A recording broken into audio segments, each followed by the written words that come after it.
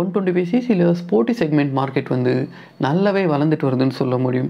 So recent டேஸில் hero launch பண்ண extreme 125 ஆகட்டும், டிவிஎஸோட ரைடர் 125 ஆகட்டும், அதே மாதிரி பஜாஜில் இருக்க NS 125 இந்த மாதிரி வண்டியெல்லாம் அந்த பிராண்ட்ஸ்க்கு வந்து நல்லாவே சக்ஸஸ் வந்து கொடுத்துட்ருக்கு.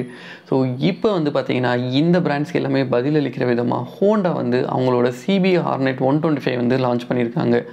ரொம்பவே புதுசாக ஃபர்ஸ்ட் இன் செக்மெண்ட்டாக நிறைய ஃபியூச்சர்ஸ் வந்து இந்த வண்டியில் கொடுத்துருக்காங்க. ஸோ என்னெல்லாம் ஃபியூச்சர்ஸ் இருக்குது, லுக்ஸ் எப்படி இருக்குது, மற்ற ஆஸ்பெக்ட்ஸ் எல்லாம் என்னென்ன கொடுத்துருக்காங்க அப்படின்றது கம்ப்ளீட்டாக இந்த வீடியோவில் வந்து பார்த்துருவோம். நீங்கள் பார்த்துட்ருக்கிறது ஆர்த்தடல்ஸ் யூடியூப் சேனலை வந்து மறக்காமல் சப்ஸ்கிரைப் பண்ணி வச்சுக்கோங்க. வாங்க குயிக்காக வீடியோக்குள்ளே போகலாம். மொதல் விஷயம் லுக்ஸில் இருந்தே ஸ்டார்ட் பண்ணிடுவோம். லுக்ஸ் வந்து பார்த்திங்கன்னா கிட்டத்தட்ட பார்க்குறதுக்கு எக்ஸ்ட்ரீம் 125 மாதிரியே தான் இருக்குது. சைடு ப்ரொஃபைலெல்லாம் பார்த்திங்கன்னா எக்ஸாக்டாக எக்ஸ்ட்ரீம் 125 மாதிரி தான் இருக்குது. பட் ரொம்ப சின்ன சின்ன மைன்யூட்டான வித்தியாசங்கள் மட்டும் இருக்குது. பட் இது பார்க்குறதுக்கு எக்ஸ்ட்ரீம் 125 மாதிரி தான் இருக்குது, ஆனால் இல்லை அப்படின்ற மாதிரி சொல்ல முடியும்.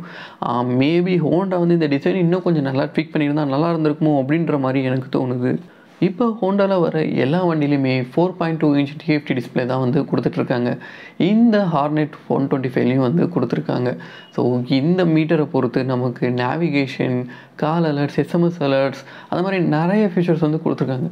குறிப்பாக சொல்லணுன்னா நிறையவே கஸ்டமைசேஷன் ஃபீச்சர்ஸுமே வந்து இருக்குது. நம்ம ரீசெண்டாக போட்ட வீடியோஸில் எல்லாத்துலேயுமே வந்து எக்ஸ்பிளைன் பண்ணியிருக்கோம் என்னெல்லாம் ஃபீச்சர்ஸ் இருக்குது அப்படின்றது. ப்ளஸ் வந்து பார்த்திங்கன்னா நமக்கு டைப் C சார்ஜருமே வந்து அவைலபிள் இருக்குது. இதுவுமே ரீசெண்டாக வர ஹோண்டாவில் இருக்க எல்லா வண்டியிலுமே வந்து கொடுத்துட்ருக்காங்க. இதுலேயுமே வந்து இப்போ வந்துட்டுருக்கு. அடுத்ததாக இந்த விஷயம் தான் வந்து செக்மெண்ட் இன்வெஸ்ட்டாக நமக்கு ஒரு ஆல் LED செட்டப், இண்டிகேட்டர்ஸ் கொண்டு நமக்கு LEDஸில் தான் வந்து கொடுத்துருக்காங்க. அதே மாதிரி குறிப்பாக ஃப்ரண்ட்டில் இருக்க ஹெட்லைட் வந்து பார்த்திங்கன்னா எக்ஸாக்ட்லி நமக்கு எக்ஸ்ட்ரீம் 125 மாதிரியே இருக்குது. அடுத்த ஹைலைட்டான விஷயம் என்னென்னு வந்து பார்த்திங்கன்னா இந்த வண்டி நமக்கு ஒரு 4 கலர் ஆப்ஷன்ஸில் வந்து வந்துட்டுருக்கு. ரீசெண்டாக MT-15ல் வந்து நமக்கு ஒரு தீம் வந்து கொடுத்துட்டு இருந்தாங்க. அதாவது வண்டியோட தீம் என்ன கலரில் இருக்கோ அதே மாதிரி வந்து அலாய் வீல்ஸ் வந்து கொடுத்துட்ருந்தாங்க. இப்போது இந்த ஹார்னெட் 125லையுமே வந்து பார்த்திங்கன்னா நமக்கு வண்டியோட பேனல் கலர் ப்ளஸ் வந்து பார்த்திங்கன்னா நமக்கு அலாய் வீலோட கலர் வந்து மேட்ச் பண்ணியிருக்காங்க.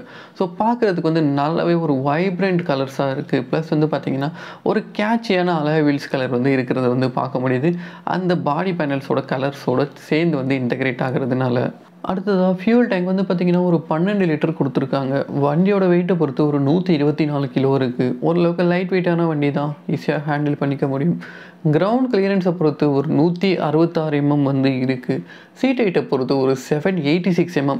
ஸோ ஆல்மோஸ்ட் வந்து பார்த்திங்கன்னா ஒரு ஷார்ட்டான பர்சனாக இருந்தாலும் இந்த வண்டியை வந்து ஹேண்டில் பண்ண முடியும். இந்த வண்டியில் ஃபர்ஸ்ட் இன் செக்மெண்ட்டாக நமக்கு வந்து பார்த்திங்கன்னா அப்சைட் டவுன் ஃபோக்ஸ் வந்து கொடுத்துருக்காங்க. ஸோ இதனால் அட்வான்டேஜும் இருக்குது, டிஸ்அட்வான்டேஜும் இருக்குது. ஸோ அட்வான்டேஜ் என்னென்னு வந்து பார்த்திங்கன்னா நமக்கு ஹேண்ட்லிங் வந்து ரொம்பவே நல்லாயிருக்கும்.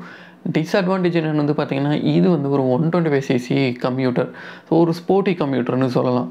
ப்ரைஸிங் வந்து மேபி அதிகமாகிறதுக்கான சான்சஸ் இருக்குது இந்த மாதிரி அப்சைட் டவுன் ஃபோக்ஸ் கொடுத்துருக்கிறதுனால. நெக்ஸ்ட் ரியரில் வந்து பார்த்திங்கன்னா நமக்கு மோனோஷாக் அப்சர்வர் தான் கொடுத்துருக்காங்க.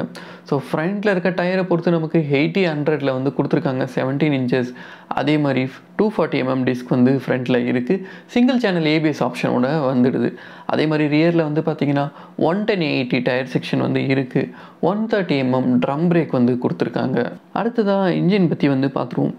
இந்த இன்ஜின் வந்து பார்த்திங்கன்னா ஆல்ரெடி 125cc அவங்கக்கிட்ட ப்ரூவன் இன்ஜின் வந்து இருக்குது. ஷைன் 125 ஆகட்டும், அதே மாதிரி SP 125 ஆகட்டும். அதனால் இந்த வண்டியிலுமே வந்து பார்த்திங்கன்னா அதே சேம் இன்ஜினை லைட்டாக பவர் மட்டும் ட்வீக் பண்ணி கொடுத்துருக்காங்க. ஸோ அந்த பவர் என்னென்னு வந்து பார்த்திங்கன்னா நமக்கு 8.2 kW வந்து கொடுத்துருக்காங்க. 11.2 Nm டார்க் வந்து ப்ரொடியூஸ் பண்ணும். ஸோ இதை வந்து ஷைனை வந்து நம்ம கம்பேர் பண்ணும்போது 0.2 PS பவர் வந்து இன்க்ரீஸ் ஆகுது. அதே மாதிரி 0.3 Nm வந்து பவர் வந்து டார்க்கில் வந்து ஆட் ஆகுது. ஸோ இந்த பவர் வந்து பெருசாக நமக்கு ஆன் ரோடில் வந்து தியரிட்டிக்கலாக வித்தியாசம் இருக்காது.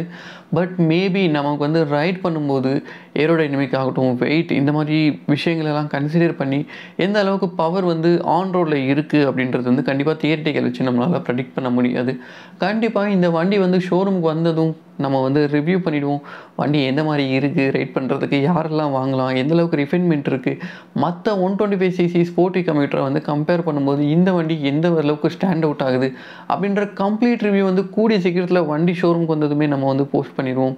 ஸோ இப்போதுக்கு வந்து பார்த்திங்கன்னா இதெல்லாம் தான் இந்த வண்டியில் வந்து அப்டேட்ஸ். ஆல்மோஸ்ட் இதுதான் மக்களே இந்த வண்டிக்கான ஒரு ஷார்ட் அப்டேட் ரிவ்யூ. கூடிய சீக்கிரத்தில் ஃபுல் ரிவ்யூவில் வந்து பார்ப்போம். தேங்க்யூ.